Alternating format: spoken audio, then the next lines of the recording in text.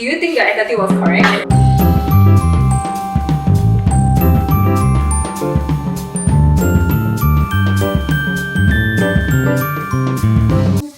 Hi everyone, and welcome to the first episode of the Youth Counsel, where we answer all of your queries. And for this first episode, it's just in time for the festive season, the Christmas, yes. Yay!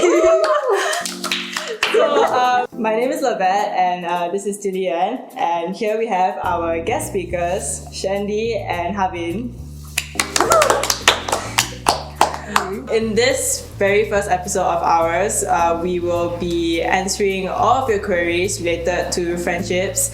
So to start off our series, what makes a good friend? I think for me, I think it'll be the no judgment part. I've done a lot of weird shit in the past. And like, you know, when I tell this to my friends, I just don't want any judgment from them. I just want to hear their views, you know. I think for me, right, I think it's like something similar to Harvin. It's when they appreciate you not just for who you are, but also for your flaws. I feel like a good friend is someone that like sort of helps you better yourself. Because, okay, so I was in like a period of time where I didn't want to study and like O-levels was coming and stuff. But the really good friends, I'm not saying the rest of the friends are bad lah, like those who don't study with me or like force me to study.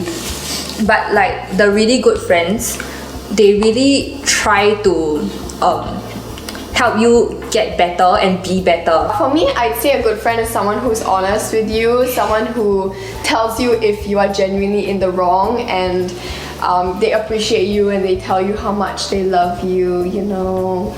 A lot of people nowadays are quite fake. And like, You're not wrong though. like on social media especially, they could like comment on your post and be like, oh my god, you're so beautiful. Yeah, you look so cute. You look so You cute. commented that Oh on my mine. God. And like, pretend I never did.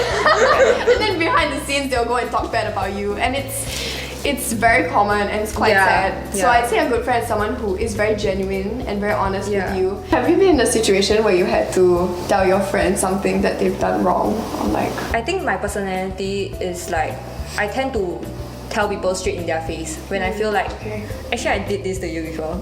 Oh God, yeah. Bring this up, okay? She hurt my feelings, you know. Okay, let's bring this up. Let's bring this up on Hey, don't camera touch me. in this way. Okay, let's make peace with ourselves. Okay. Please don't fight on set. So I wasn't happy with your. Do you think your attitude was correct at that point? Sorry. So basically, something happened where I didn't like his attitude. Like I felt that he had an attitude problem. Yeah, and then I called him straight up. Yeah, and I called him straight up when a lot of people were there. Honestly, a lot of people were there. Yeah, and cause I was so angry. Like he really, like I just wanted him to be a better person lah. And I felt that he isn't a bad person. That's why I want to tell him straight up like what he did wrong. Yeah, so I called him and then I lashed out. Yeah, I almost cry. This girl is Really? ruthless. Oh my god, I'm so sorry. Don't lah, you're not sorry lah. Don't act Yeah, okay, but like after that, right? Like all our friend group in class, we told you that you became a better person, right? Yeah. So basically, like I didn't show up for a presentation. Yeah, and it was like a pair thing. Yeah, and I felt that it was super irresponsible of him. It was really irresponsible of me because at that point of time, like studies wasn't the main thing on my mind. And like, you know how they say year one you really need to like get your footing. Yeah. Get like really want your GPA lah. And like I was bringing inadvertently, I was bringing up my partner's GPA also. But long story short, growth. Managing friendships, so big cliques. How do you keep relationships strong with every member in the big clique? This clique from secondary school, we've been friends for over like coming to 6 to 7 years. Oh wow. Yeah, like so like since like Sec 2, Sec 3, then we got together. I think that like how I keep close to everybody is that I take my own personal initiative to like reach out to each other and ask them, you know, what's up, you know, how's life, this and that. Obviously, you know, I'll like reach out to some people more than the others, but at the end of the day, like, I think it's really important to take the first step to reach out to people, even though they might not want to reach out first, you know. You can't always wait for one person to take the first step. You have to take the first step yourself. And like, just hanging out with everybody makes a lot of difference. I would say maybe just communicate a lot. Yeah. Like try your best to meet them, like Harvin. Harvin meets his friends a lot. Very good. I'd say to balance time between 2 or more friend groups, it's very important to allocate your time evenly. Yeah. Obviously don't be like biased because then people feel left out. And Yeah. make sure you communicate with everyone. Yes. So next question.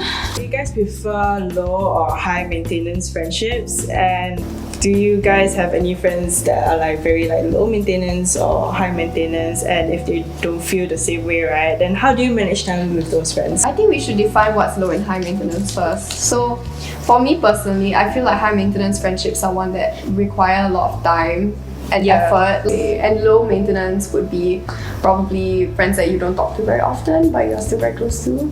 Yeah, I agree. Yeah. The most low maintenance friendships are always the secondary school friends. Yeah. And I love that. I love that.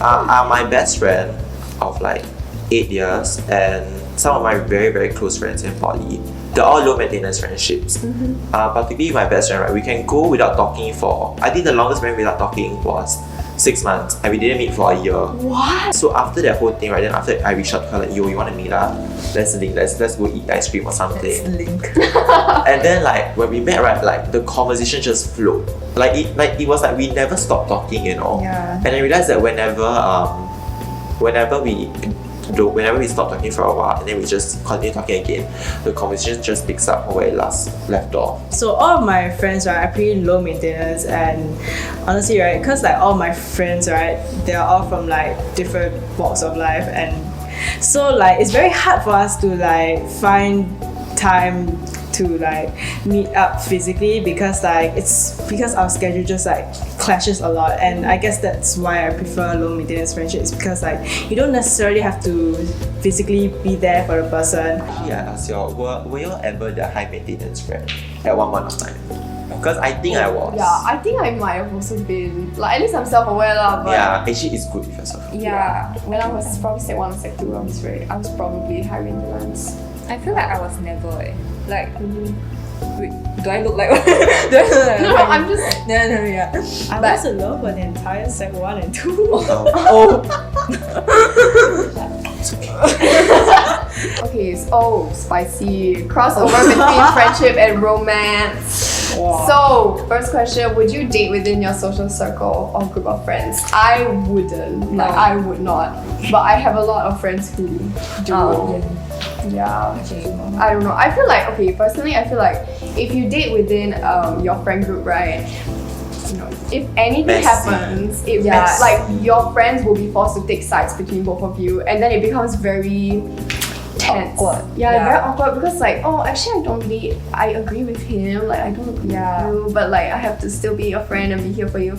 So it gets very messy and very like, I don't know, tense. There's a lot of tension. Yeah. But I mean, ultimately it can work out if it's a healthy relationship. But yeah, I personally wouldn't because it's too risky for me. I've dated everyone in my friend group. What? Check. I'm I'm kidding. For me, Oh my I have a very, goodness. very strict rule. Friends, relationship, Venn diagram, there's no middle. Yeah. There will never be a middle. Then it wouldn't be a Venn diagram. It will just. It will just be circles. Friends, relationship, now. This one's not a subset. Sorry, got these haven't math. So now, right, like no one dates within one another. Like no one likes one another because we are so close to one another. It's kind of awkward. It's like liking your own brother. It's like incest. PG. Alabama.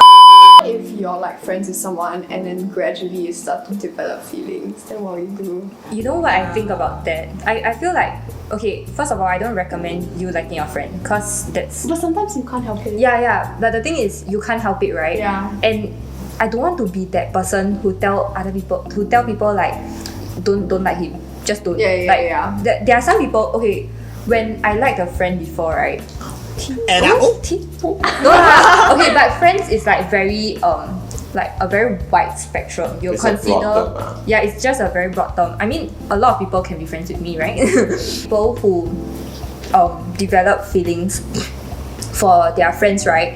And like yeah, it is quite a struggle for them. Yeah. Been there, done that. don't do that. But one advice I want to give to the people who like their friends, right? Just confess, okay? Confess. There's a 50-50 like chance. You either get rejected and like you have to get over it, and that's your problem. So okay, that's too straightforward. I'm sorry. Okay, sayang, you have to do some self-care, and then like just get over it. Do whatever you need to get over it after you get rejected, or you get together with this person and when you get together with this person, like try not to involve your friends.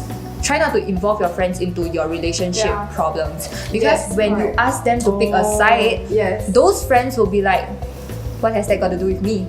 I told y'all not to date and you date, and then now you have problems, and now you come to me. Would you prioritize friendships or relationships more? I think this is very difficult. Okay. Personally, what I would do is I would prioritize friendships, because if you prioritize your relationships and you distance yourself from your friends, and if you fight with your partner, then where are you gonna go? Like, who are you gonna talk to? Your mom, your dad? Like, I mean, you can, but because if people are in like long-term relationships, like 7 years I've been with this person, then obviously they might prioritize their partner. But if it's like a secondary school relationship or a poly relationship, I'd say friends. For me, friendships, like, they take the priority for me. Like, because I'm very close with my friends, and like I really pour all my heart and soul into my friends lah, and like they are my biggest support system. You know, so like, I mean, now I say friendships, but when I get into a relationship, who knows? It can get very messy. Then like I've seen some of my friends fight with their partners because like they prioritize their friends. You know. Then again, right, like I personally, I hate those people who prioritize their relationship so much that they completely disappear from the friend group, the friend landscape. But the moment they have a problem with their partner, they come running back to us. That one is It's like really pick a side lah, bro, sis, whoever you are. Damn annoying, you know, because like, you're just there like advising your partner. Like, and then the worst part, if you advise your friend already acknowledges that they're in a toxic relationship. You really gone through, give advice, then they say, okay, I want to break up. Then next week I'm back together. I'm back to a baby 1 2 3. Happy 1 month. The third 1 month. Oh god. Okay. So I think for me, at the end of the day, friendships matter the most. Okay, so how do you make friends as an introvert, and how do you continue conversations if they get awkward? Are you an introvert? No, I'm an clearly not. extrovert. Okay, let an introvert speak first. Wait, are any of you introverts? I am introvert. Same, okay. Sisters. For me, I only speak up when like I find that the situation is way too awkward. And how I approach people when I need to, right, as an introvert, it's always just like complimenting them. Like, it's kind of fake, but I realize it's kind of fake, but it's like the easiest way to get someone to like sort of like you from the first impression. I think it's also a bit of like a defense mechanism. Didn't I do that to you just now? I was like, oh my god, I love your shorts. And oh my god. Yeah, and it works, right? Yeah, it works. That's Like, why I'm you keep on telling you. complimenting me, right, in the first week of class. Yeah, where else? Look at her. No, I'm You just have kidding. no I'm just remorse. kidding. Take her out. Stop. Out. No. But at the end of the day, to me, I feel like if you don't want to talk to people, just don't. Yeah, like if people want to talk to you, they'll talk to you. Yeah. See, things are always awkward if you make them awkward. Yeah. Like if you don't feel awkward, then it's fine. Yeah. So just fake it till you make it, you know. Or just assume everyone else Yes. is an introvert lah. Right? Then nobody has to talk. That's so awkward. As an introvert, right, you must learn how to adopt some extrovert traits too. Are you giving us advice now? I'll give you advice. Okay, yeah. No, but like, I think you need to I think it's important to adopt some extrovert traits, because you can't always be stuck in your comfort zone and like not like talk to anybody, or like just just never make the first step to socialize and meet new people. Because poly is about like meeting people from a different background, different experiences lah. Yeah. Since here like social anxiety also, I mean I don't personally have social anxiety, but for people who do, I think it's very difficult to like talk to new people. So I'd say my advice would be try and find something you have in common with the person, so that you can develop a conversation surrounding that topic. Because you can ask them like, oh, what do you like? What course you in? How is it? Just compliment them. They'll like it for sure. Compliment them, like ask them, your shorts are so nice, where do you get them from? So was it fake? No, it wasn't fake. I actually do like your shorts. I'm just kidding. So, how do you tell if your friend is toxic? It's like they're always trying to they're very sneaky people. Yeah. They're very sneaky, they're very snaky. Okay, the perfect like animal I would use to describe toxic friends is just snakes. Yeah. They are really snakes in disguise because they want you to think that they're looking out for your benefit, they're looking out for your well-being, they're there just to uplift you, but they're trying to do the opposite. It's just, I think, toxic friend, right? It's just a lot of sense of like jealousy, and like just hate because they want to see you doing better than them. For example, give you a scenario, we're having a conversation. You're the toxic friend in question. I'm talking about like, I got A for maths, isn't it? Then they're like, yeah, me too. I got A in maths, then I got like B for this, B for that. It's like those are little competition, but then like it just amounts to something greater over time, One trait that I find in all toxic friends are that they gaslight you. Yes, I was gonna say that. Yeah. They hate it the most when I point out a problem and instead of like trying to fix it or acknowledging it, they're like, I'm sorry that I'm like that. I'm sorry that it made you uncomfortable and I'm sorry that like I am a problem. That doesn't solve anything, first of all. Second of all, if you want to make that person feel bad, like at the end of the day, what do you get out of it? Yeah, if you're really sorry for like all you're this not gonna shit, get then- something good out of this situation when you gaslight and manipulate someone. And I feel that this happens a lot. The gaslighting thing is very real. Like, what would you do if you were in that situation? slap and go. Yeah, Slap and go. Well, okay. Slap, cut, go. Which Cut off brings, friendship. which brings up another question, like how many chances is like is where I need to stop, right? Like for me, I feel that like giving 1 or 2 chances, if you're friends for a very long time, it's like acceptable. And also like within that 1 or 2 chances, you must see that they actually want to change. Yeah, but if they continuously like gaslight you, like what you mentioned, just tell them in their face. Like legit, just cut them off at some point because they need to realize what they are doing wrong also, and then they won't bring that same attitude to other relationships in their life. Well, have you had to ever cut off a friend before? This person I had in my right, made up like a lot of lies, like about everyone. Like I remember she said that like everyone's opinion of me was quite bad, and then when I confronted like everyone else, right, they said that she was lying. So I also like found it a bit like, why you say this kind of thing? Then at this point, right, then I was like, because she had already did like so many other things that were harmful to me. Like she will always like point out like my every flaw, like whenever we like meet up and stuff. So at that point, I was like, you know what, that's it. I'm like, I don't want to be friends with you. So how do you cut them off? Do you block them or do you just tell them straight to your face? I have to face to face, then like it's just Face to face. I've never done it face to face actually. It's very awkward to do it face to face. It's always like over text or like Over text. completely ghost them. But don't do it over social media, please. I Don't hate bring it to no. social media. like bringing it onto social media shows that you are not mature enough as well. yeah, I've done it multiple times. To be, I admit I wasn't mature lah, and I did regret it the next day, but like it was really shared over like 100 over times. Yeah. This comes to the end of our very first episode. Thank you so much for watching. Thank you, guests, for coming on the show. And we hope we answered your questions. And we'll see you in the next episode. Please like and subscribe. Bye. Bye.